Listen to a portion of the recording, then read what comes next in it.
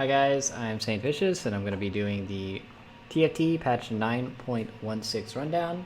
This is a pretty big patch and I've been playing on it quite a bit on PBE, so I have a little bit of experience on it. I'll talk you guys through it. So basically I added in a new origin called Hextech. From my opinion of playing with Hextech on the PBE, it seems like a way to address item stacking on single characters, boxing up in corners, and also people who get a lot of items in the early game. Since it only takes 2 units to actually get the Hextech going, you can actually have Hextech coming out on the first PvP round. So let's say that you have, not really that many items, and then you go against somebody that has like 3 fully completed items and they stacked them up on one character, or like they boxed in a corner with those characters. You can actually have a Hextech at the beginning of the fight and completely eliminate all their items. So I think that this is partially Riot's answer to battling people that get a lot of items over other people at certain points in the game. Also, it promotes spreading your characters, and it also takes away the concept of overly stacking one character with a bunch of items. So I think it's just their way of like balancing the game with this origin. It's very easy to throw in. Like, it only takes 2 people, so you can put it in pretty much any late game team composition. So people are always going to have to position around that ability. Camille is the first one. She's a 1 cost. She's a Blade Master. She seemed not bad from my experience using her on PBE. I mean, she's a 1 cost, so you can't really expect like too much from her. She pretty much has her root ability, and she has a taunt that's built onto it that's similar to the Blitzcrank taunt, which makes everybody attack that unit that's rooted. She seems okay. She's a quick way to get Blade Masters early in the game if you want to get it, or to have the Hextech really easily. So she's like not a bad unit. She's a 1 cost. Jace, he is a 2 cost shapeshifter that also has Hex. He seemed interesting. He has a single target stun that like procs really fast, and then he does like a burst of damage after it. He seemed like the most mediocre out of the units that I tried, but he definitely is strong as like an opener. Like, if you open with Camille and Jace, I think that's like a very strong opener, and it's like very easy to get as well. So Jace is like just kind of like the equivalent of like the Lucian of the Hextech class. Like, he's pretty decent. I never really tried out any like heavy shapeshifter classes, so maybe he's stronger than I'm thinking, but we'll see when I try him out a little bit more. Vi is a brawler, and she has a stun that kind of goes across the screen and usually targets backline and then knocks them up. Similar, she pretty much has her ultimate from League of Legends. She seems like one of the better units in the Hex class. I saw her in a 6 brawler build where somebody stacked her with items, and she seemed really obnoxious. So I think that she's actually really good with some of the brawler builds, and she's like one of the ones I liked more out of the other units. Jinx is interesting. She doesn't really do much damage at all as she opens up the fight. She's a gunslinger, so she gets like the AoE multi-proc. I wasn't really sure like how I wanted to build her. I built her like in different ways of like on hit with Hurricane or like rapid fire, things like that. I think the Hurricane's probably the best on her, followed by like an attack speed item and then like an IE or some type of damage item. Later on in the fight, basically what happens is if she kills anybody or gets an assist on any kill at the beginning of the fight, then she just like ramps up and gains like insane AoE and gains a max attack speed. So she's like a Draven that has more AoE but less like upfront damage.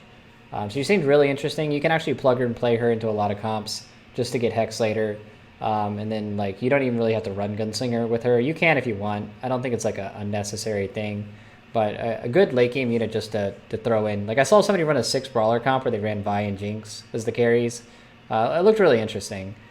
The matchmaking, they added this where basically you're not gonna play against the same person over and over and over again, or get the same ghost army over and over again. So I think that's like a pretty good change. Nobody wants to fight the first place guy 7 times in a row and just get shit on. So I think this is a good change to the matchmaking. They created this overtime mode now where if the game goes over 30 seconds, there's a lot of draws when people play nobles or night comps on live. Now pretty much the units just go berserk as fuck and like kill each other instantly. So this is an interesting mechanic that they put into the game to eliminate draws. Rank changes, let's see. The LP, Lieutenant, everyone will be now demoted if you lose LP in any game you start at 0 LP. For Grandmaster and Challenger players, if you're demoted, you will now skip Master and go directly to Diamond 1. This is now true in League of Legends. So I guess he can get knocked out of Challenger now if you're at 0 LP or Master or anything like that. Player damage, we changed some player damage, and 9.15 overall worked well, but it led to a game being longer than intended, especially the fights are close, so we're making some more adjustments. Overall damage should still be less than at launch. So they made people take a little bit more damage from the player damage. Is pretty much like what to gather here. On the PvE, it didn't really seem like the damage was like that intense. But granted, the matches people were playing them like very slow and not very aggressive, so damage didn't feel like that much of a problem to me on the PvE. Brawlers, they made it to where now they actually nerfed them for PvE, but now brawlers have 1,000 bonus health if you have 6 of them. It's basically like if you have the 6 brawlers, you're adding an extra effective 2,400 health on the board if you're going up from the 4 brawlers. So definitely a lot of health that you get from brawlers. I saw some 6 brawler builds that actually seem pretty strong.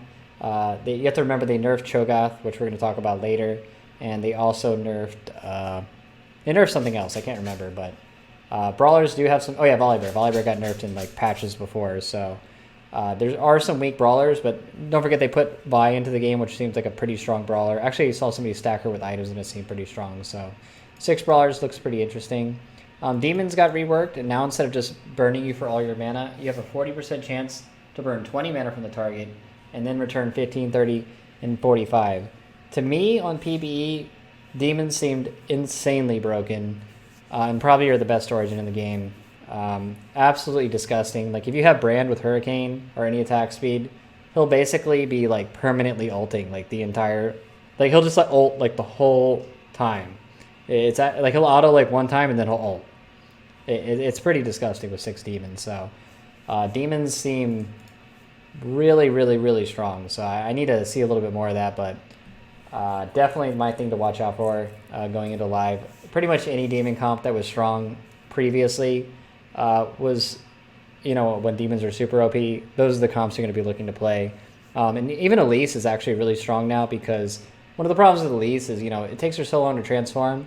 Now Elise is going to auto you like 2 times, since it's 40% chance to burn the mana and gain the mana. And then she's going to transform instantly, like right at the beginning of the fight. So a lot of like really overpowered stuff that I see there with demons. Ninjas, they made the bonus attack damage and ability power scale up. Now it's 50 and 70. Didn't really seem that strong to me. I didn't see anybody playing ninjas, but due to some of the positioning things that we'll talk about later, I think that maybe ninja assassins could make a comeback, just because people can't really ball up in corners now because of Hex. So maybe you could see some ninja assassins coming out. They buffed nobles. They buffed the armor and MR by 10. So didn't really seem like that much of a difference. Like I tried late game nobles. You still run into a lot of damage issues with them, but you're going to be sturdier. You got to remember they also nerfed Void a little bit. Like a lot of the Void units got nerfed. And that was like the key counter to when you're playing the noble composition. So I think nobles are definitely like a lot more viable in the new patch, but we'll have to see how it turns out. Sorcerer, they nerfed it by 5%. Not really that big of a nerf, but it is a nerf. Everybody agrees Sorcerer buff is overpowered. They buffed Wild by 2%. I tried to go Wild Sorks or like some of the other Wild compositions. Wild still seems kind of weird to me. Not sure how to gauge it. There's just too many bad units that you have to play when you play Wild. Like Nidalee and Warwick are not good units, so I don't know. But, you know, giving all the attack speed to everybody else could be kind of good at some point. I don't know. We'll see. I have to try out more Wild comps. We'll see if it's good. Elise, they also buffed her Spiderling attack speed and her health on top of the demon stuff. So I actually think Elise is pretty strong now, actually. She's one of the units I like running in early game with my demons. And you can also like get 6 shapeshifters with Elise and do some nice stuff with that as well. Kha'Zix, the non-isolated damage, got nerfed at the rank 2 by 50. Not really that big of a nerf, and 100 at rank 3. This is a nerf to Kha'Zix and Void. And pretty much the early game to Void is, you know, it's not going to be as good. Mordekaiser no longer casts ability. There are no enemies in range at the start of the cast time. Mordekaiser's garbage. Nidalee now always heals 2 units when she transforms. Previously, she would only heal herself if she had the lowest health on your team. I don't even know that. Vayne, they changed her attack speed to 0.7 from 0.75, and then they made the ability damage to 2% stronger. So I'd say overall a buff, in my opinion. 2% is pretty good. Braum, they lowered his health by 50. I don't know why they did that. I actually think that Guardians are the worst origin in the game on the new patch and are actually unplayable. I think that you can never ever play Guardians in the new patch under no circumstance. But Sandra, they made her actually be able to cast her spell. Maybe it's 125. Sandra's probably still trash. Not a very good unit. I think her ultimate probably needs to be 100 instead of 125. Lulu, they made her ability health. They nerfed it by 75. I don't know why they would do that. I didn't really feel like Lulu was that strong later in the game. Very strong mid game and early game, but not very strong later in the game. Zed, they buffed his health by 50, his attack speed by 0.5 or 0.05, and his ability damage by 50. So maybe those Ninja Assassin builds could maybe pop out that we talked about. We'll have to see. Aatrox no longer casts his ability if there are no enemies in range at the start of cast time. Evelyn now prioritizes her current target with her ability. No longer casts her ability if there are no enemies. So these are like just kind of bug fix things. Katarina no longer casts her ability if there are no enemies in range. And they buffed her attack damage by 5. Still, Katarina is a weird unit to me. Gets super hard countered by knights. Kennen, same thing. Shyvana, Leap AI now proved a better kite away from targets. So no, I guess she won't ulti into the wall anymore. Macaulay got her attack damage buffed by 10, so more buffs than Ninja Assassins. So keep an eye on Ninja Assassins. I think that they might be able to come out of the woodwork due to how people are positioning against Hex. Just to rephrase it or re-say it again, you can't group at all in this version, in this particular patch of TFT, because if you group, you'll get Hex bombed and you'll lose all your items and you'll just get dumpstered. So that's why I think that Ninja Assassins and others in pretty much any of the Assassin builds might be pretty strong. Bran, they buffed his ability damage by quite a bit, actually. That's a 75 buffed on rank 2, which is actually quite substantial. And now your starting mana is 50, and it costs 150 to cast a spell. So overall, it's 100 mana to cast that first spell, but the second spell is going to come a little slower. I think that that's probably a buff to Bran just because he takes so long to cast his ability in general. Cho'Gath, everybody knows Cho'Gath's disgusting broken on live. I actually think he's unplayable on the new patch outside of 6 brawlers, just because people are going to catch on, demons are going to be super powered, and you're never going to be able to cast your abilities. And on top of that, you can't stack items on one person either. So it's just really huge nerf to Cho'Gath. Kind of weird that they did that big of a nerf. I don't think he needed... Maybe if his ult was 400 damage instead of 500, I think that'd be more reasonable. Karthus, they now changed his ultimate. Instead of 0.85, it's 40.125. I think this is a big nerf to him because one of the reasons why Karthus is so broken is because you can just put you can put a mana item on him and he'll pretty much cast instantly, which he can still almost do. But B, he would get that second cast off so fast as it only costs 85 mana to charge up. So big nerf to Karthus overall. And Kayle, they also nerfed her attack speed. Kayle, you know how Kayle is if she gets Rage Blade. Misfortune, they changed her health to be 700, and they lowered her total mana to 75. I actually used to think Misfortune was one of the worst. Actually, on last patch, she was probably the worst legendary in the game. I tried her out a little bit on PvE. She seemed actually pretty strong. You put one mana item on her, or you give her Sorcerer, or anything like that, she ults almost instantly. I was playing Demon Morello MF, and she was just she would auto legit one time, and she would ultimate, and then she'd auto one more time and ultimate. So I think Demon MF and a Demon build is actually disgusting, super disgusting. One of my favorite things that I tried out when I was trying out the PvE. Hush is kind of really strong late game on live. Now, instead of silencing you, it 33% chance to hit to prevent the enemy champion from gaining mana, which is kind of like silence, but kind of not. So, kind of weird. Maybe even better than silence, actually, since it could actually lock you out. I think this might be actually a buff to the item overall. Infinity Edge now is 200% crit instead of 150. I tried it out a little bit. It seemed like the crits were pretty big. Seemed okay. It still builds out of 2 BF swords, which is kind of a awkward build path, and you kind of need BF swords for GA, things like that.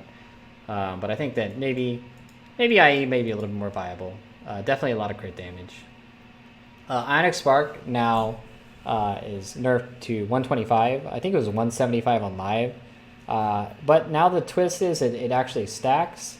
So I did a build where I did 6 brawlers, and then I just pretty much every item I made was an Ionic Spark. So I had like 5 Ionic Sparks.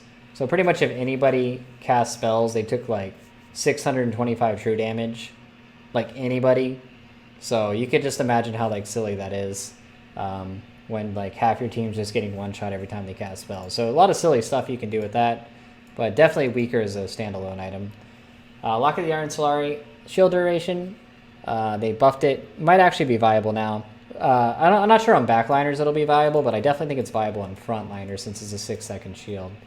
Maybe actually not a meme anymore. Maybe viable.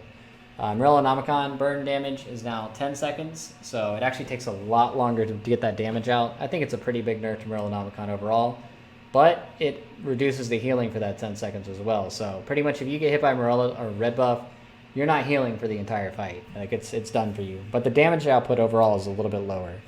It's actually like half the rate of the damage. So if you're like constantly reapplying that damage with like something like Swain or MF or something like that, that type of damage will be a little bit slower overall. Redemption got buffed to 1500 health. You know, same as it's always been, pretty much the same item. Static Shiv now does 3 bounces instead of 4, but it does 10 more damage. So what does this mean? This means if you're having the item at the start of a fight when all the units are on the board, Shiv will do less damage. However, if you're down to 3 targets, then Shiv will actually do more damage. So interesting change. I'd say overall it's a nerf to Shiv, but not a very big one. Warmog's armor now heals a maximum of 400 health per tick. This mostly nerfs its effect on PvE dragons. Interesting. Does not interrupt abilities, remove positive buffs, and now removes... Okay, so now GA actually removes grievous wounds and resurrects properly, so... GA is even more broken than it is on live. Congratulations. New drop mechanic. In rare instances, it's now possible to drop a fully completed item of 2 components separately, instead of 2 components separately. So I actually had the first PvP, or the first PvE round drop a Spirosojin, one of my PvE games, which I thought was really crazy.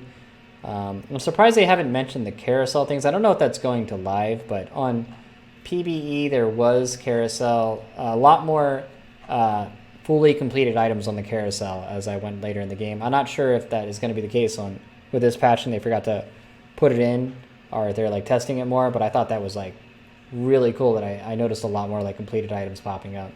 But yeah, this is actually going to be a pretty fun patch, I think. There's a lot of like interesting mechanics that are really going to like twist things up. It seemed like a lot of stuff was viable. Like there was like some gunslinger builds, some ninja assassins, nobles, like a lot of really interesting things. I think that demons are my standout. Definitely super broken. So hope you guys enjoyed the patch, and catch me on my stream, and I'll see you guys next time.